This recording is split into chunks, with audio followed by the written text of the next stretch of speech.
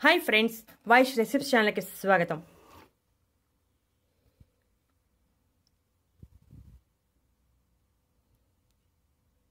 మడమ నొప్పిని నిమిషంలో మాయం చేసే ఆకు ఇలా చేస్తే సరిపోతుంది. ప్రస్తుత కాలంలో మారిన జీవన పరిస్థితుల కారణంగా వయసుతో సంబంధం లేకుండా ప్రతి ఒక్కరూ మడమ నొప్పితో బాధపడుతున్నారు. అధిక బరువు, సరైన పోషకాహారం తీసుకోకపోవడం వంటి కారణాలతో మడమ నొప్పి వస్తుంది. మడమ నొప్పి అనేది చాలా బాధాకరంగా ఉంటుంది. ఆ నొప్పి భరించే వారికే అర్థమవుతుంది.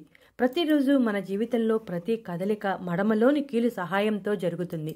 మడమ ఎముకలో మార్పు రావడం వలన మడమ నొప్పితో కదలికలు కష్టంగా మారతాయి.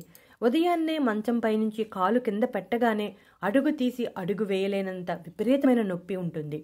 10 నిమిషాలు అలా అటు ఇటు నిదానంగా తిరిగితే కాస్త తగ్గుతుంది. ఈ మడమ నొప్పి ఎక్కువసేపు నిల్చొని పనిచేసే వారిలో వస్తుంది. ఎక్కువసేపు నిల్చోవటం వలన పాదంపై ఒత్తిడి పెరుగుతుంది. దాంతో పాదంలో ఉండే ప్లాంటర్ ఫేసియా వాపుకు గురవుతుంది. ఈ వాపు కారణంగా నొప్పి ప్రారంభమవుతుంది. సాధారణంగా ఉదయం మంచంపై నుంచి కాలు కింద పెట్టగానే నొప్పి తెలుస్తుంది. కొంతమందిలో ఈ నొప్పి రోజు మొత్తం ఉంటుంది. కొంతమందికి కొంతసేపటికే తగ్గిపోతుంది. నొప్పి ఎక్కువగా ఉంటే అశ్రద్ధ చేయకుండా డాక్టర్ దగ్గరికి వెళ్ళాలి.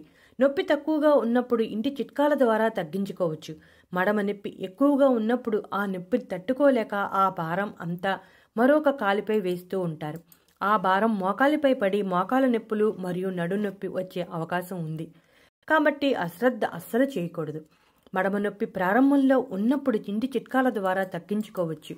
అయితే నొప్పి తీవ్రత తక్కువగా ఉన్నప్పుడు మాత్రమే ఈ చిట్కాలు సహాయపడతాయి.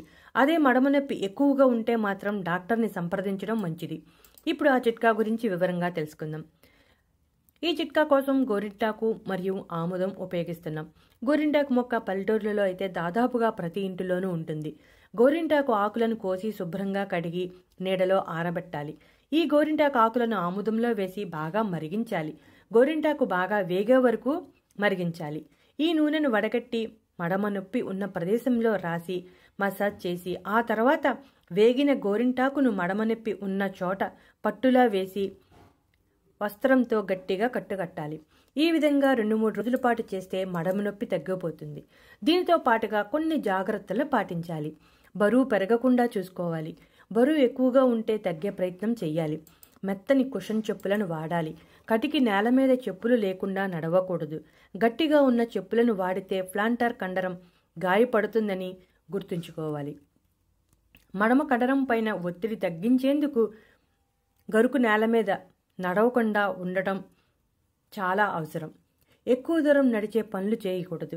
వ్యాయామం కోసం నడక కన్నా సైకిల్ తొక్కటం, ఈదటం వంటి మార్గాలను ఎంచుకోవటం మంచిది. మడమ నొప్పి ఎక్కువగా ఉన్నప్పుడు 10 నిమిషాల సేపు ఐసు ముక్కతో పాదానికి కాపడం పెట్టాలి. లేదా ఐసు గడ్డ మీద పాదం పెట్టి ఎంతసేపు ఉంచగలిగితే అంతసేపు ఉంచాలి. లేదా ఉప్పు కాపడం పెట్టినా ఉపశమనం కలుగుతుంది. టెన్నిస్ బంతి లేదా పిల్లలు ఆడుకునే రబ్బర్ బంతిని పాదం అడుగున ఉంచి దాని మీద గట్టిగా ఒత్తుతూ పాదాన్ని కదిలించాలి. చూసారుగా ఫ్రెండ్స్, గోరింటాకుతో మడమ నొప్పిని ఎలా తగ్గించుకోవచ్చో మీరు కూడా ఈ చిట్కాని ఫాలో అవ్వండి. మడమ నొప్పి తక్కువగా ఉన్నప్పుడు మాత్రమే ఈ చిట్కాని ఫాలో అవ్వండి. ఒకవేళ మడమ నొప్పి ఎక్కువగా ఉంటే మాత్రం డాక్టర్ని సంప్రదించండి. అలాగే ఇప్పుడు చెప్పిన జాగ్రత్తలు అన్నీ పాటించాలి. ఈ విధంగా ఈ చిట్కా పాటించి ఈ జాగ్రత్తలు పాటిస్తే మడమ నొప్పి మాయమైపోతుంది. ఇటువంటి ఇంట్రెస్టింగ్ టాపిక్స్ కోసం మా ఛానల్ సబ్స్క్రైబ్ చేయడం మర్చిపోకండి.